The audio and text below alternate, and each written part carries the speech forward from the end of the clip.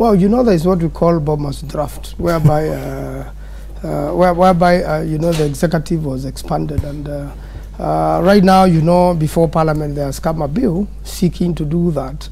And you know that bill is yet to be presented on the, yet to be debated on the floor of the House. But most important is, if you have to retain this unity now Kenya is having, you have no choice but to change the structure of the executive going forward. Meaning we must have a referendum at some point, and must now determine what the future of the presidency will look like in this country. So it is if Kenya has to, it is a big concern, because if Kenya has to enjoy and has to remain enjoying stability and what it is enjoying now, there must be a constitutional rearrangement. And you remember, in that equation, Deputy President Ruto has been opposed to it.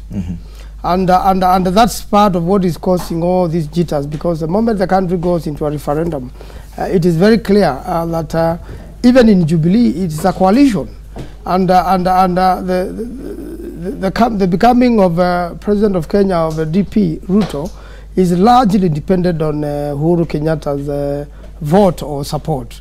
And any other equation you look at. So we need, if you have to have a Kenya which is united and settled, then you must do constitutional reforms, you must have a referendum.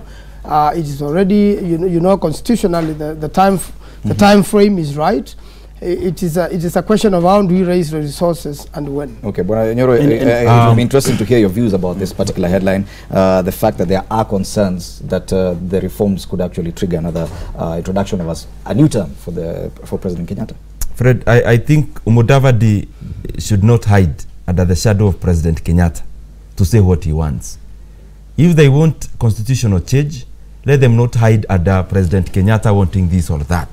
And we know clearly that NASA has been pushing for the changes in our constitution, not for the life of Wajiko to be better off, not for the services of the common mwananchi to be enhanced, not even for the governors to be more effective, but to create positions for themselves.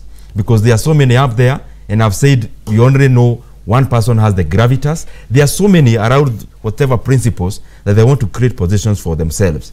What we are saying on Jubilee side, and it's not the position of Deputy President to correct Mheshimiwa Maanzo, it is the position of even the President himself, that it will be futile for us to come together as we did, for the handshake to be enforced as it is.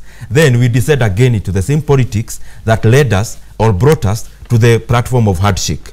It is not timely, it is ill-advised for anyone to think that we should have constitutional changes, especially the ones that need referendums to change at this particular moment. And it is even worse, Fred, that we are discussing about political or constitutional changes, not for any other purpose, but to create positions. And because they always say we are creating position, because there has been Kikuyu in presidency, there has been this kind of a tribe in the presidency, now we want to enlarge the executive. If we have president and his deputy, prime minister and his two deputies, as they want, where do you leave the other 40 tribes in, that make Kenya? Because we are over 45. If you make positions for 5 tribes, what are you telling the rest? I would want to really disagree with my brother Nyoro. What was the handshake about? The handshake is about, number one, we had an election which was bungled up. We have an IEBC which has got a problem. This IEBC essentially cannot run an election as we speak, as we sit in this studio today. If you decided to call a presidential election today, would the IEBC hold it? No. We don't even have commissioners. There are people who are saying there's a possibility that we need to start a rethink whereby we can actually have the chairman and you have lesser commissioners instead of having them being more than 7, that kind of thing. We have an issue about, my brother has said that we are not even trying to do anything to make sure that the county governments are more functional, and the county governments need to have more revenue sent to them. The county government, and the reason for that is that, you know, over the period of time that we've been having this new constitution, the belief was that the county governments would have, of course, not less than 15% of the collectible revenue. But if you talk to the governors, they'll tell you that the amount of money they've been receiving is unbelievably less. shouldn't we put that threshold in the constitution to protect the county government? Because after all, out of the new constitution, the only success we have is the devolved funds. All right, we have issues for us, and my brother Nyoro knows, and my brother Manzo knows. We've been asking ourselves, the levels, you have the county, you have the ward, and you have all those, the role of the women reps. These are critical issues that we need to debate as legislators so that we can change where our country, or we can shape where Is this a serious concern? Are you even concerned by the possibility that that kind of reform, if at all we go for it, that it could mean an extension of President Kenyatta's term? Is it a concern for you? I do not think that the issue of whether we are extending Uhuru's term or not is really the critical aspect here. Uhuru has done his 10 years. I don't think that Uhuru really just wants to extend his term and move on. But is there anything wrong with that, discussing the issue whether the period of a president should be extended or not? I think we should be discussing these things. Okay. Yeah. Yes, it is actually about the proposal that there be a powerful Prime Minister who is in charge of government, and a weaker presidency and a deputy.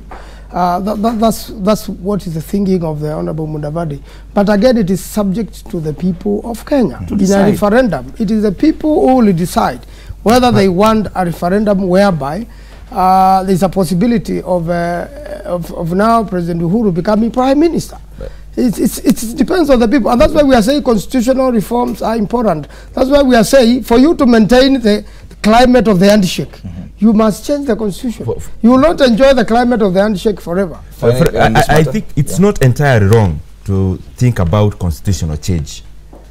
The elephant in the room is the timing. Our constitution, the new one, is barely 80-year-old now. We're already talking about changing it. We're already talking about abolishing women reps, etc. Then if we have to mutilate the constitution to that level, are we also saying that because you have devolution in the new constitution, it should also be abolished? All I'm saying is that we need time to prove whether we are wrong in a matter of time. Okay. Because you cannot have a calf, then in 6 months' time, you want to kill the calf because it's not giving you any milk. Give it time